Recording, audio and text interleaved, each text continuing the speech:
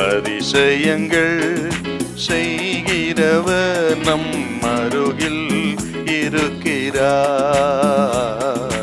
அற்புதங்கள் செய்கிறவர் என்றும் நமக்குள் வசிக்கிறார். யோசுவாவின் புஸ்தகம் 1ஆம் அதிகாரம் 9வது வசனம். நான் உனக்கு கட்டளையிடவில்லையா? நான் உனக்கு கட்டளையிடவில்லையா? பலங்கொண்டு திடமனதாயிரு. பலங்கொண்டு திடமனதாயிரு. திகையாதே கலங்காதே. திகையாதே கலங்காதே. நீ போகும் இடமெல்லாம் உன் தேவனாகிய கர்த்தர். நீ போகும் இடமெல்லாம் உன் தேவனாகிய கர்த்தர் உன்னோடு இருக்கிறார் என்றார். உன்னோடு இருக்கிறார் என்றார். இஸ்ரவேல் ஜனம் 40 ஆண்டுகள் வனாந்தர யாத்திரை செய்து அந்த யாத்திரையின் முடிவிலே மோசே மரித்தார்.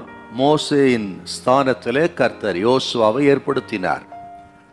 அந்த யோசுவா இஸ்ரவேல் ஜனத்தை யோர்தானை கடந்து கானான் தேசத்தை அவர்கள் யுத்தம் செய்து அதை பிடித்து இஸ்ரவேல் ஜனத்துக்கு பங்கிட்டு கொடுக்கக்கூடிய மிகப்பெரிய ஒரு வேலை கர்த்தர் யோசுவாவுக்கு கொடுத்தார்.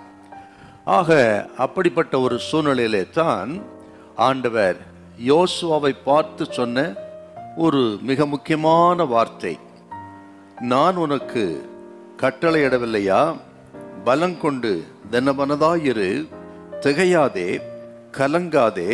நீ போகும் இடமெல்லாம் உன் தேவனாகிய கர்த்தர் முன்னோடே இருக்கிறார். பலம் கொண்டு திடமனதாயிரு என்று யோசுவாவை பலப்படுத்தி சொன்ன அருமையான ஒரு வார்த்தை. இந்த வார்த்தைகள் திரும்ப திரும்ப இதே அதிகாரத்தில் வரும் பாருங்க.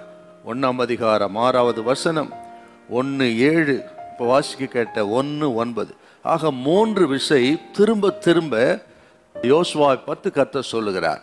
ஏன்னு கேட்டினா யோசுவாவுக்குள்ளே ஒரு திகைப்பு, ஆக பயம் கலக்கம் இருந்திருக்கலாம். புதிய பொறுப்பு, ஆக பிரவேசிக்க போகிற தேசமோ ஒரு பயங்கரமான தேசம்.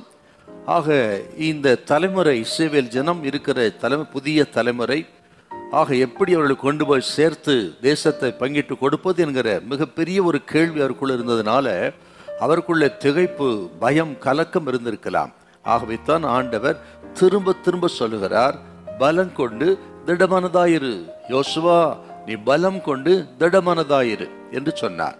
இந்த வசனத்தை வார்த்தை கேட்கிற தேவ பிள்ளைகளை பார்த்தும் ஆண்டவர் சொல்லுகிறார், ஒருவேளை உங்களுக்குள்ளும் பலவிதமான கலக்கங்கள் இருக்கலாம், பயம் இருக்கலாம், திகைப்பு இருக்கலாம்.